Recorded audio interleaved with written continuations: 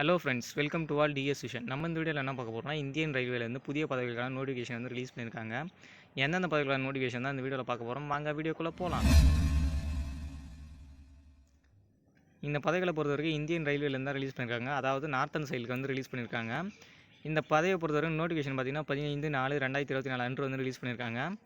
Online அப்ளிகேஷனை பொறுத்தவரைக்கும் 16/4/2024 அன்று வந்து ரிலீஸ் பண்ணியிருக்காங்க. Last date of online application பொறுத்தவரைக்கும் 16/5/2024 முடியுதுன்னு சொல்லியிருக்காங்க. எக்ஸ்பெக்டட் டேட் ஆஃப் ட்ரையல் எப்போ நடக்கும்னு பார்த்தீங்கன்னா 10/6/2024 வந்து நடக்கும்னு சொல்லியிருக்காங்க. இந்த பதவிக்கான வேகன்சியை பொறுத்த வரைக்கும் இந்தியன் ஸ்போர்ட்ஸ் பர்சனை வந்து எலிஜிபிள்னு சொல்கிறாங்க. அதாவது 38 வேகன்சிஸ் வந்து ரிலீஸ் பண்ணியிருக்காங்க. இதற்கான பே லெவல் பார்த்தீங்கன்னா மேட்ரிக்ஸ் வந்து 7th CPC வரைக்கும் இருக்குன்னு சொல்கிறாங்க. இந்த 38 பதவிகளுக்கு எலிஜிபிளாக இருக்கிற கேண்டிடேட் பார்த்தீங்கன்னா செப்பரேட்டாக வந்து அப்ளிகேஷன் வந்து ஒவ்வொரு பதவிக்கும் வந்து சென்ட் பண்ணணும்னு சொல்லியிருக்காங்க. முதல் பதவியை பொறுத்தவரைக்கும் ஃபுட்பால் மென் கேமில் வந்து 5 வேகன்சிஸ் இருக்குது. வெயிட் லிஃப்டிங் மென்னை பொறுத்தவரைக்கும் 2 வேகன்சி இருக்குது. அத்லெட்டிக்ஸ் உமன்ஸை பொறுத்த வரைக்கும் 2 வேகன்சி இருக்குது. அத்லெட்டிக் மென்னை பொறுத்த வரைக்கும் 6 வேகன்சிஸ் இருக்குது. பாக்ஸிங் மென்னுக்கு வந்து 3 வேகன்சியும் பாக்ஸிங் உமனுக்கு வந்து 1 வேகன்சியும் இருக்குது.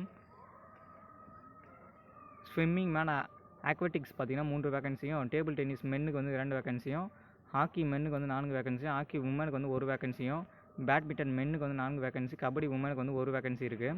கபடி மென்னுக்கு 1 வேகன்சியும், ரெஸ்லிங் மென்னுக்கு 1 வேகன்சியும், ரெஸ்லிங் உமனுக்கு வந்து 1 வேகன்சியும் இருக்குது. செஸ் மென்னுக்கு வந்து 1 வேகன்சி இருக்குது. அங்கே மொத்தம் 38 வேகன்சிஸ் வந்து இருக்கிறதா சொல்லியிருக்காங்க. எலிஜிபிலிட்டி கிரைட்டீரியா பொறுத்தவரைக்கும் ஏஜ் லிமிட் பார்த்திங்கன்னா 18லேருந்து 25 வயது வந்து சொல்லியிருக்காங்க. இந்த ஏஜ் பார்த்திங்கன்னா 1/7/2024 பூர்த்தியாக இருக்கணும்னு சொல்லியிருக்காங்க. நோ ஏஜ் ரிலாக்ஸேஷனும் இல்லைன்னு சொல்கிறாங்க. ஏஜ் ரிலாக்ஸேஷன் எதுவும் இல்லைன்னு சொல்லியிருக்காங்க.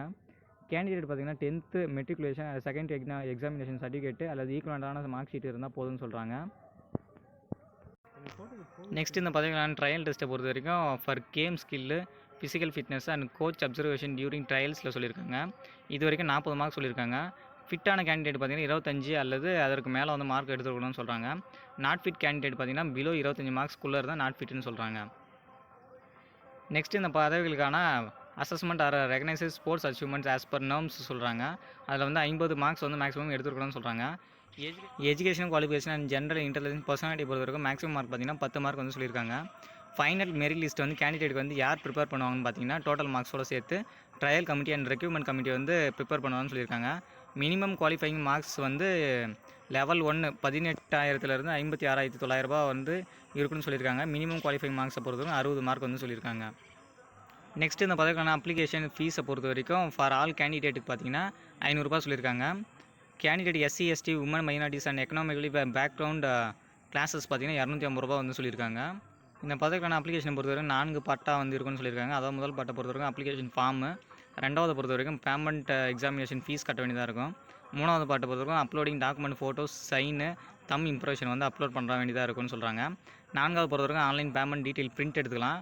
ஐந்தாவது பொறுத்த வரைக்கும் அப்ளிகேஷன் டீட்டெயில்ஸு அண்டு பிரிண்ட்டும் எடுத்துக்கலாம்னு சொல்லியிருக்காங்க.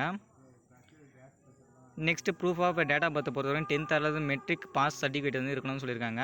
ப்ரூஃப் ஆஃப் எசென்ஷியல் குவாலிஃபிகேஷன் பொறுத்த வரைக்கும் 12th அல்லது கிராஜுவேஷன் இருந்தால் போதும்னு சொல்லியிருக்காங்க. அண்டு ஸ்போர்ட் குவாலிஃபிகேஷன் ப்ரிஸ்கிரிப்டு எந்த பதவிக்கு அப்ளை பண்ணுறீங்களோ அந்த பதவிக்கான ஸ்போர்ட்ஸ் குவாலிஃபிகேஷன் வந்து இருக்கணும்னு சொல்லியிருக்காங்க.